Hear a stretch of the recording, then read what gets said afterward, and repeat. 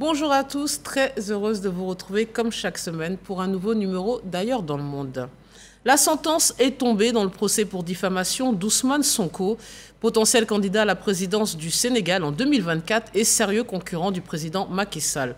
L'homme politique a été condamné à 2 mois de prison avec sursis, ce qui préserve son éligibilité pour le scrutin présidentiel d'après ses avocats.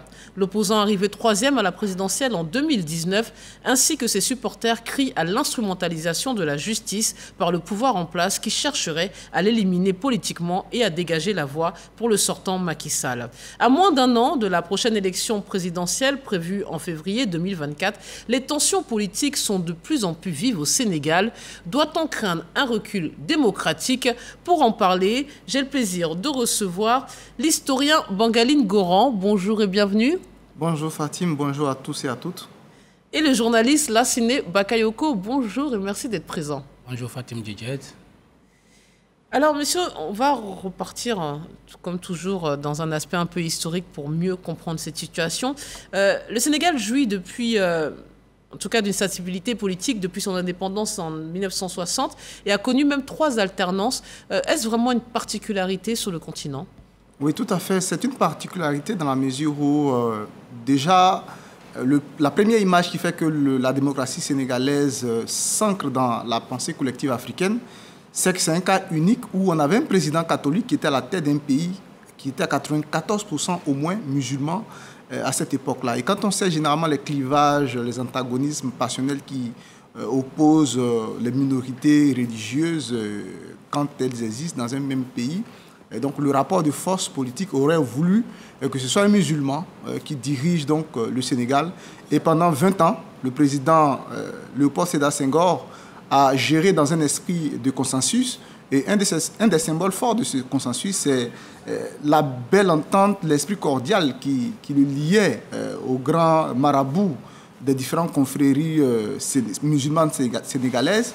Mais ce n'est pas seulement que cet aspect-là qui fait la force, la vitalité de la démocratie sénégalaise. C'est que c'est le premier président en Afrique francophone à avoir pris une mesure pour mettre fin au parti unique dans son pays en 1974 en organisant donc un système politique avec la compétition de 4 partis politiques, un représentant le socialisme, un représentant le libéralisme, un autre les conservateurs et un 4e les communistes. Donc, il a vraiment organisé, disons, une sorte de micro-multipartisme avant l'heure. Et au-delà de cela, il est encore une fois le seul président qui, après ses 74 ans, décide de démissionner sans pression de la rue. Il décide de se retirer de la vie politique en 1980.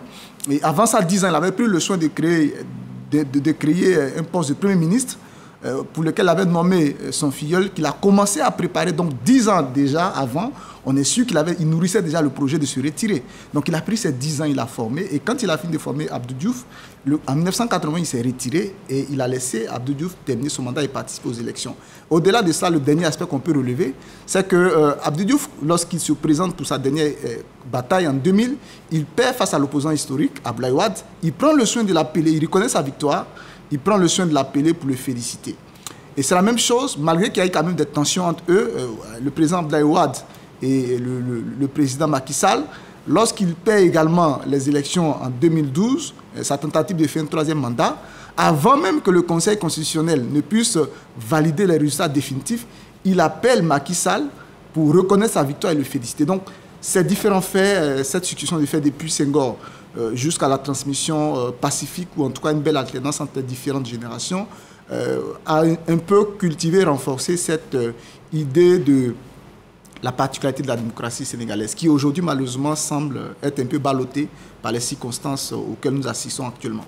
Senghor n'a pas été qu'un ange. Il a muselé un de ses concurrents les plus redoutables, je pense à Mamadou Dia, qui fut emprisonné autour des années 62 et qui est sorti de prison en 1974 complètement aveugle. Il était condamné à mort.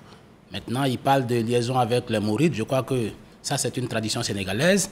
Depuis Senghor jusqu'à aujourd'hui, aucun des présidents ne s'est déjà opposé aux Mourides. Ils ont toujours été en alliance avec cette communauté islamique, qui est une communauté très forte et qui a de la présence sur la scène sociale, mais aussi sur la scène politique sénégalaise. Quand j'ai fini de dire cela, au point de vue économique, le Sénégal a frôlé la récession en 2020, mais dû notamment au Covid et plus tard à la crise russo-ukrainienne, mais l'économie s'est reprise autour de 2021 avec un taux de 4,2% avant de terminer à peu près à 6% en 2022. Alors les prévisions tablent sur une croissance de 9,2% en 2023. Cette croissance va être tirée par la production pétrolière et laquelle production pétrolière va rentrer en vigueur cette année. Donc ça va permettre à l'économie sénégalaise de peut-être frôler si les incidents politiques ne viennent pas déstabiliser l'environnement économique. Le Sénégal pourrait connaître une croissance de 2 chiffres. Mais ce qu'il faut dire, par le passé, l'économie sénégalaise était assise sur l'agriculture, le secteur des mines, la construction. Et puis, quand on parle des mines, était assise sur le phosphate. Donc, bon an, mal an, on va dire qu'aujourd'hui, l'économie sénégalaise a de très belles perspectives. C'est vrai, embrouillée un peu par l'environnement sociopolitique, mais il est évident que le Sénégal va devenir un très grand pays dans les années à venir parce qu'il va devenir un hub pétrolier avec la découverte gazière et pétrolière, des découvertes qui sont en train de s'amplifier. Et le Sénégal a pris de meilleures dispositions, en tout cas au point de vue des infrastructures. On sait aujourd'hui qu'ils ont installé des infrastructures, des équipements au niveau de la frontière malienne pour pouvoir faire déjà voir comment ils peuvent servir le Mali. Donc le Sénégal a de très belles perspectives au niveau économique. Seulement, il va falloir que le climat politique qui est en train d'enrhumer l'ensemble du pays soit relativement maîtrisé. Alors, arrivé au pouvoir en 2012, finalement, quel bilan faites-vous de la présidence de Macky Sall et notamment son rapport avec l'opposition? Le Sénégal, au moment où le président Macky Sall arrive au pouvoir, avait surtout besoin d'un certain nombre de réformes pour refonder, pour renforcer l'état des droits. Et ces réformes-là sont restées surtout pendant ces 2 mandats en suspens. C'est vrai qu'au niveau de la Constitution, il y a eu une réforme de la Constitution, mais au-delà de ça, le secteur judiciaire avait besoin d'être réformé pour pouvoir marquer cette séparation franche entre l'exécutif et le pouvoir judiciaire, et surtout au niveau de l'indépendance des juges. Et quand on voit ce qui se passe actuellement au Sénégal, je pense que cet engagement qu'il avait pris après avoir eu les déboires avec le régime Wade, je pense qu'il aurait dû les traduire dans les faits, de sorte que les mêmes choses ne se répètent pas. Mais bien sûr, comme la faille pouvait essentiellement lui profiter à lui cette fois-ci, eh bien, il a négligé de le faire. Et avec ce qu'on observe aujourd'hui, on se rend compte que finalement, le développement, ce n'est pas seulement les infrastructures, mais au-delà de cela, il y a des fondements de l'état des droits qui méritent d'être renforcés. Parce que même si vous investissez dans des grands investissements, dans des grandes structures, et que finalement, les bases de l'état des droits sont fragiles, à tout moment, le château des cartes peut s'écrouler. Pour rebondir sur ce qu'il a dit, est-ce qu'on assiste à, c'est ce que certains interprètent, à une dérive autoritaire du pouvoir de Macky Sall? Moi, je trouve cette manière de voir un peu prématurée. On ne peut pas aujourd'hui dire que Macky Sall est sur une tendance autoritaire, parce que je crois que la justice est en marche. Et puis, il faut cesser de croire qu'il va y avoir une déconnexion tangible entre le gouvernement et la justice. C'est vrai, de façon textuelle, de façon principielle, oui, il doit y avoir séparation de pouvoir, mais à partir du moment où le procureur répond du ministre du garde des Sceaux et du ministre de la Justice, je crains que cette séparation ne soit utopique, même si j'admets que partout dans le monde... Non, parce que j'allais dire, dans ce cas, c'est partout pareil. C'est la même chose. Même en France, Macron, on peut le critiquer, se faire arrêter. Il faut dire que les accusations de partialité de la justice sont congénitales aux démocraties africaines. Parce que je ne connais pas un seul pays africain où les opposants ne disent pas que la justice est instrumentalisée par le pouvoir exécutif. C'est une vérité de la palisse. Ça peut se constater partout, que ce soit en Côte d'Ivoire, en RDC, en Ouganda, partout, on dira que la justice est instrumentalisée. Mais je pense que les juges sénégalais ont déjà une assez bonne réputation en matière de jugement, de procès. D'ailleurs, même, ils ont des juges même qui ont été déjà représentés à la Cour pénale internationale et dans les instances judiciaires internationales. Donc, ce n'est pas la justice sénégalaise qui doit être remise en cause. Je pense que l'instrumentalisation, s'il y a instrumentalisation, elle viendra aussi des opposants. Donc, il faut que on cesse peut-être de jeter l'anathème sur la justice. On ne peut pas aborder la justice en tout cas à chaque fois qu'on a des échecs politiques.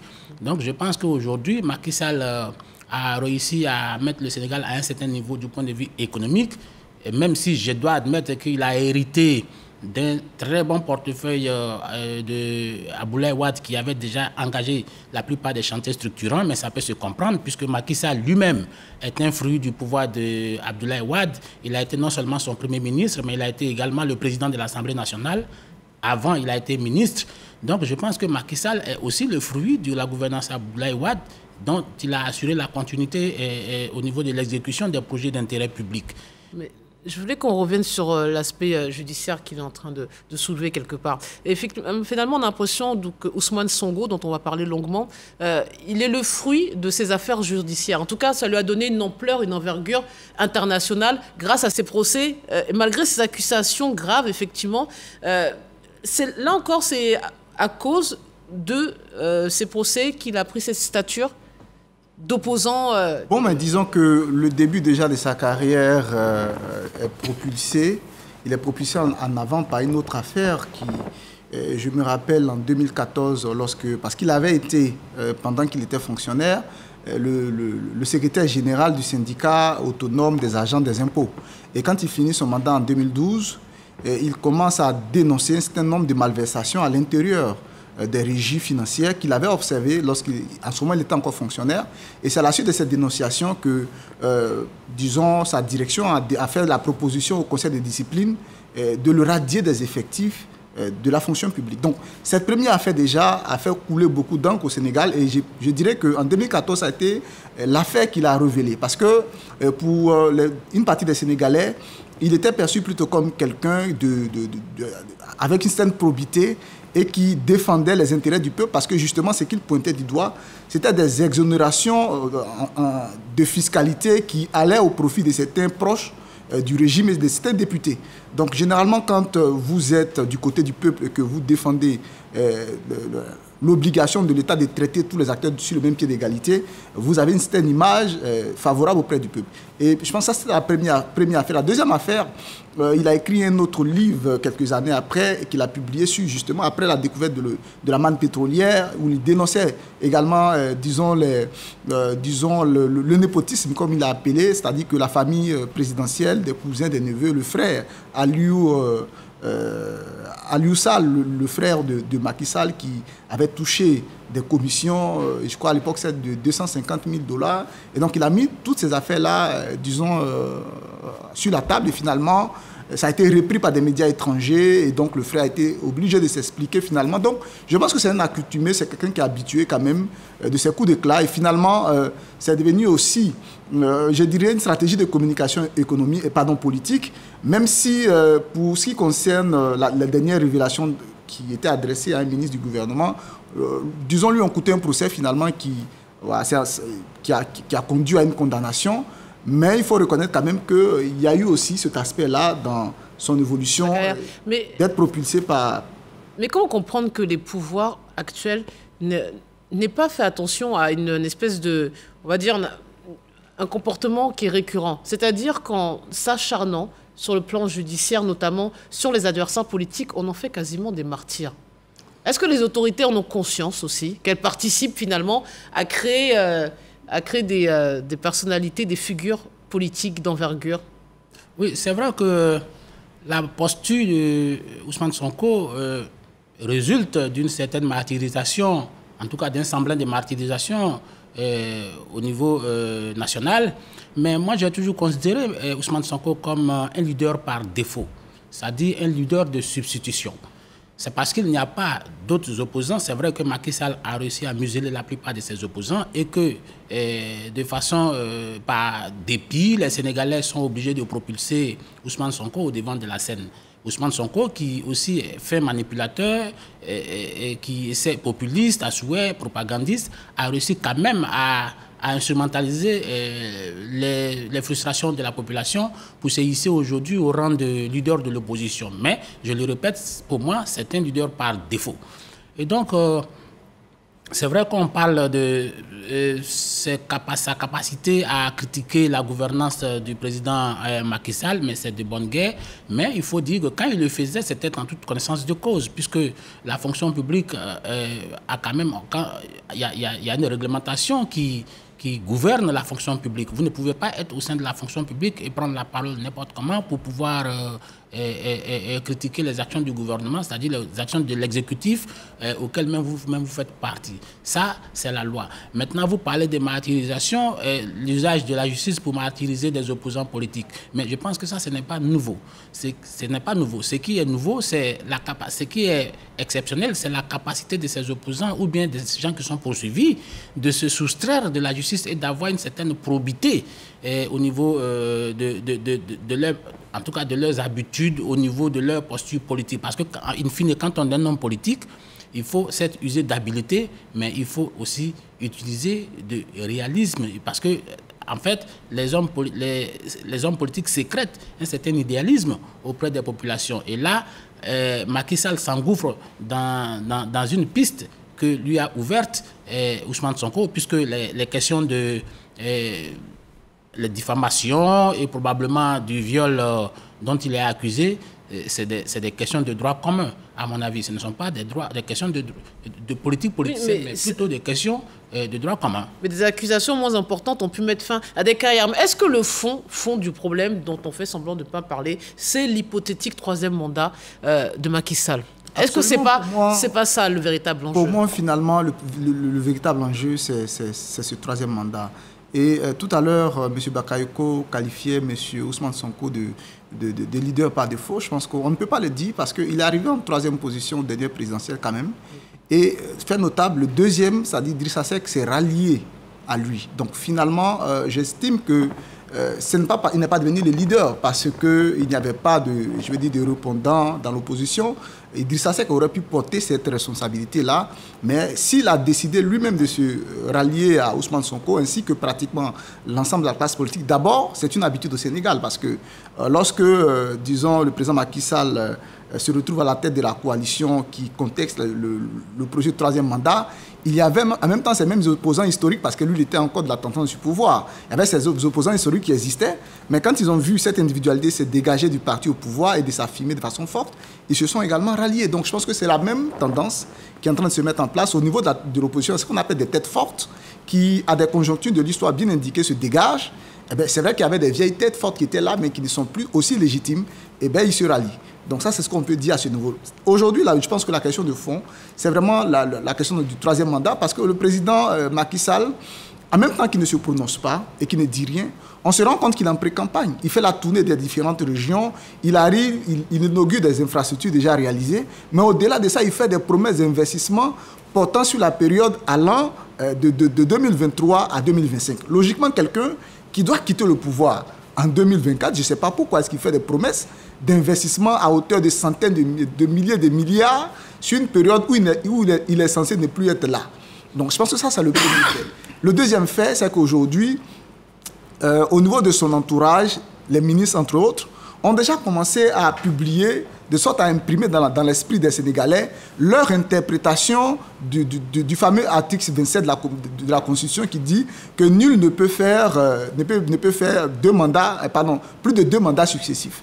Alors, pour eux, le fait que la Constitution fixe cette balise-là ne concerne pas leur champion pour la simple raison que son premier mandat était sous une autre législature et que pour eux, à partir du moment où il y a eu une réforme qui intervient en 2016, on considère qu'il a eu seulement un seul mandat de 5 ans, donc il a droit à un deuxième mandat. Et puis, bon, mais la deuxième interprétation qu'ils mettent en avant, c'est le fait que, selon eux, la Constitution dit que nul ne peut briguer 2 mandats consécutifs, mais la Constitution ne dit pas nul ne peut briguer 2 candidatures consécutives. Donc, ils estiment que dans tous les cas, ils ne voient pas comment est-ce que le Conseil constitutionnel peut l'empêcher d'être candidat à partir du moment où la Constitution ne lui interdit pas d'être candidat plus de 2 fois.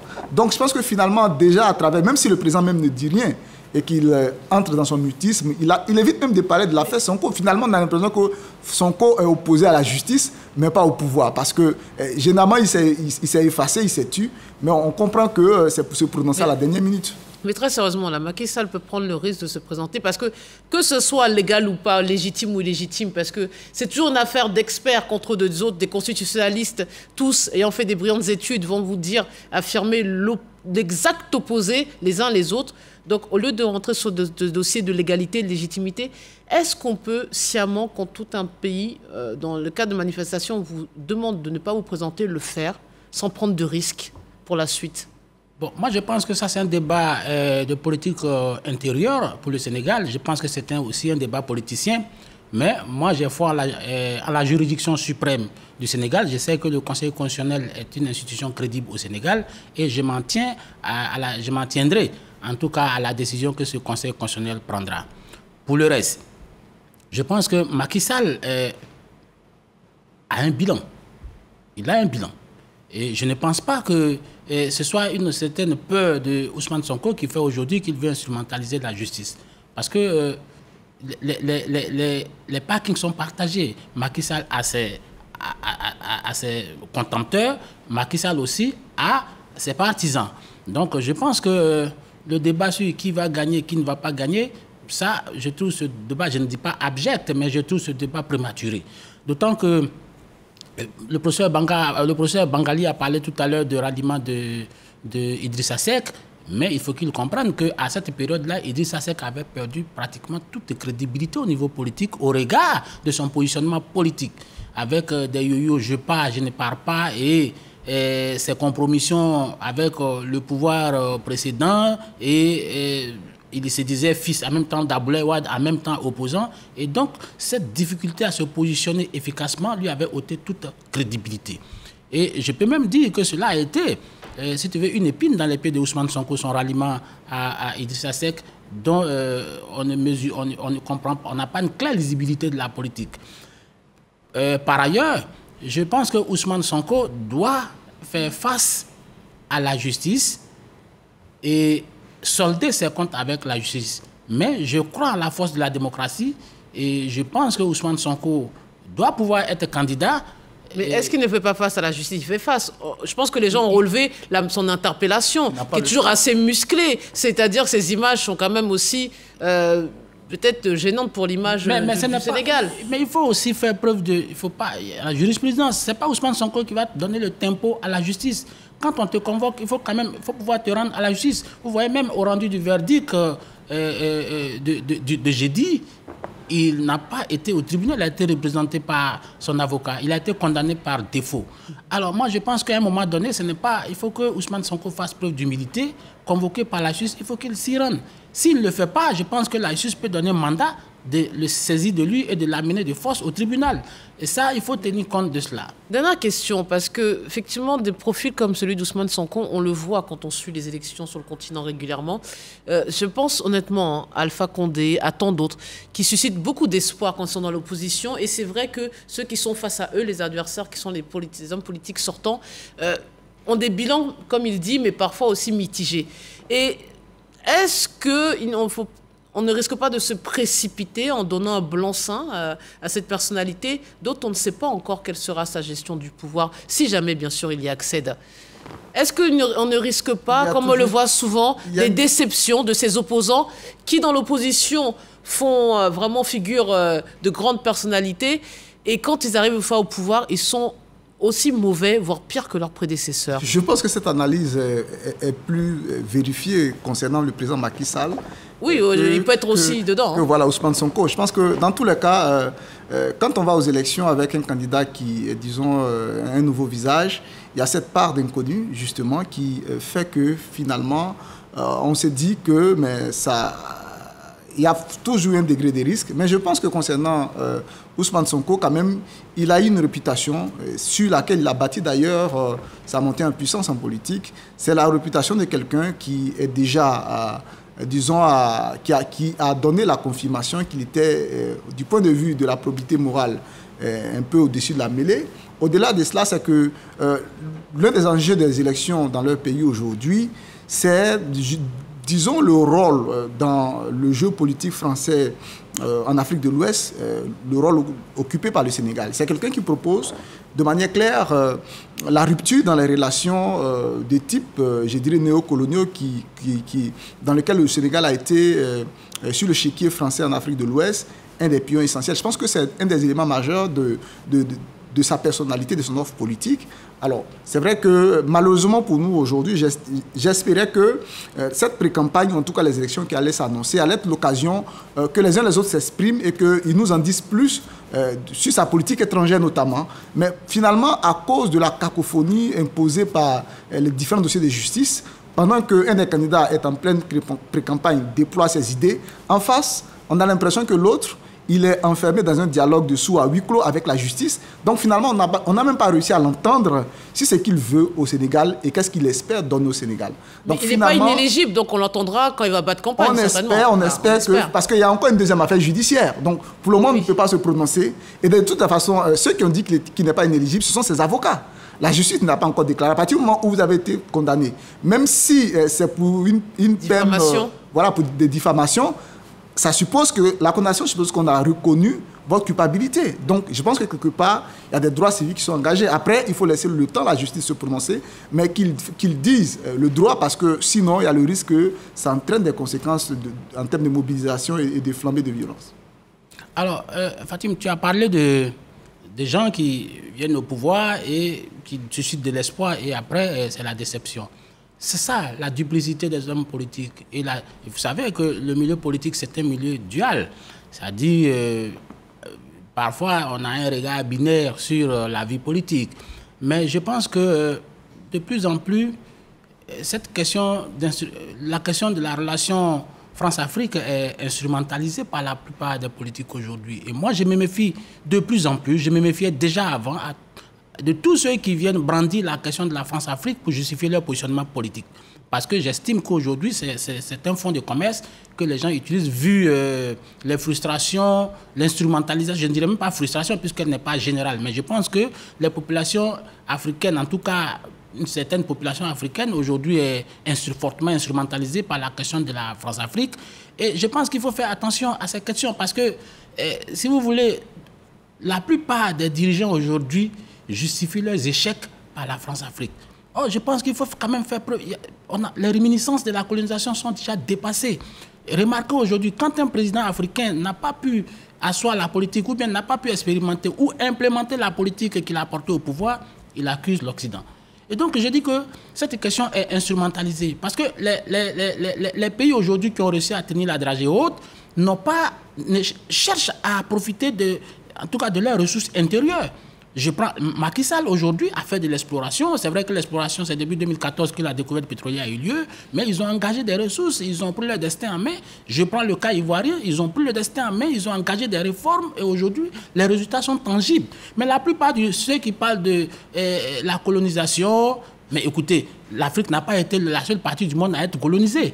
Et je pense qu'il est temps pour les Africains de prendre leur destin en main, de cesser de voir le malheur à la porte venant de l'Occident, et de mettre en place de vraies politiques de développement, de mettre en place de vrais projets structurants pour le développement de leur pays ou pour la prospérité des populations qui vivent dans leur pays. Mais permettez, il y a quand même des questions de politique étrangère, il y a quand même des questions d'alliance stratégique, et puis là on l'a vu avec la guerre en Ukraine, on le voit que finalement l'Afrique, quel que soit le pays, n'est pas non plus un îlot isolé. Oui, donc cette question suscite aussi des réactions. Je suis d'accord dans le débat public. Je suis d'accord que ce soit un débat important, le positionnement stratégique de nos États. Mais je ne pense pas. Je pense que les pays ont les mains libres, ça c'est mon avis, les dirigeants ont les mains libres pour implémenter leur politique. Et s'ils ont découvert qu'ils ne sont pas en odeur de sainteté avec la France, on fera le bilan. Aujourd'hui, le Mali et probablement le Burkina Faso ou la Centrafrique se sont engagés dans une certaine voie, mais aujourd'hui, on fera le bilan dans 10 ans. Mais je ne suis pas pessimiste, mais je ne suis pas non plus convaincu que le bilan va être flatteur. Bon, je pense qu'en fait, sur la question, ça me rappelle un débat qu'il y a eu justement au Sénégal après que le secrétaire général de la PASTEF, Ousmane Sonko, ait publié des propositions concernant la gestion des entrées douanières du pays. Et le gouvernement a fait une déclaration pour dire que dans tous les cas, ces propositions qu'il fait là ne tiennent pas parce que beaucoup de ces réformes-là ne se décident pas au Sénégal, que le Sénégal fait partie de l'OMC, que le Sénégal est en partenariat à travers les accords UACP et tout cela, et qu'ils n'ont pas la main libre d'appliquer ce genre de réformes. Donc ils estiment que ces propositions que Ousmane Sonko avait fait étaient des propositions plutôt hors sujet. Pour relever le fait que même les régimes au pouvoir reconnaissent quelque part qu'aujourd'hui, quand on dirige un État en Afrique, on n'a pas les mains libres. On a des engagements vis-à-vis des organisations onusiennes, vis-à-vis au niveau du partenariat avec la France, parce qu'encore aujourd'hui, le franc CFA existe. Donc vous ne pouvez pas dire qu'on a tourné la page du néocolonialisme, puisque les institutions qui ont été mises en place dans le cadre de la guerre froide, aujourd'hui la guerre froide est finie, a disparu, mais ces institutions sont toujours en place. Il y a des bases militaires qui n'ont plus leur raison d'être, qui sont encore là, qui sont visibles, qui sont étouffants. Donc je pense que c'est normal qu'au niveau de la population, ces genres d'institutions-là qui sont trop visibles, il faut trouver la solution, soit de rompre avec cette habitude qui remonte à la guerre froide. Aujourd'hui, la guerre froide ayant disparu, on ne sait pas pourquoi ces institutions sont encore là. Donc je pense que ça fait partie du débat africain qui reviendra chaque fois à la place quand il s'agira d'élections présidentielles, parce que les présidents de la République ont une grande responsabilité au niveau de la sous-région de décider de l'orientation que doit prendre leur relation avec la France. Je suis bien d'accord avec toi, mais au niveau en Centrafrique, au Mali, la France a été appelée par les populations. Et vous parlez de France CFA. Mais le Nigeria, aujourd'hui, c'est quasiment la débandade au niveau économique. Le Ghana n'est pas vrai. Le Nigeria ne vit pas. On ne va pas entamer un sujet sur le franc CFA. Il ne faut pas croire que la disparition de franc CFA va régler le problème. Je pense que les problèmes de l'Afrique seront résolus par le travail, par la mise en place de projets porteurs et par une bonne politique économique. Vous ne pouvez pas produire de la richesse dans un espace où les taux directeurs de la Banque centrale sont à un niveau... Les taux directeurs sont fixés par la Banque centrale en Afrique de l'Ouest. C'est la BCAO qui fixe les taux directeurs aujourd'hui. Le remboursement des prêts. Non, pas possible. Non, on vend l'argent cher. Aujourd'hui, les taux directeurs sont... On déborde. Aujourd'hui, les taux directeurs sont fixés par la Banque centrale des États de l'Afrique de l'Ouest, banque centrale dont les puissances occidentales, notamment la France, se sont désengagées. Donc, il faut que nous assumons nos échecs. Absolument pas. La Banque centrale décide aujourd'hui, s'il vous plaît, qui sommes responsables de le rôle de garant. J'ai même pas envie de vous couper tellement ça m'intéresse, mais là, on déborde. Il faut que nous assumions nos échecs. Il faut que nous assumions nos échecs. Voilà. Ça sera le mot de la fin. Merci infiniment.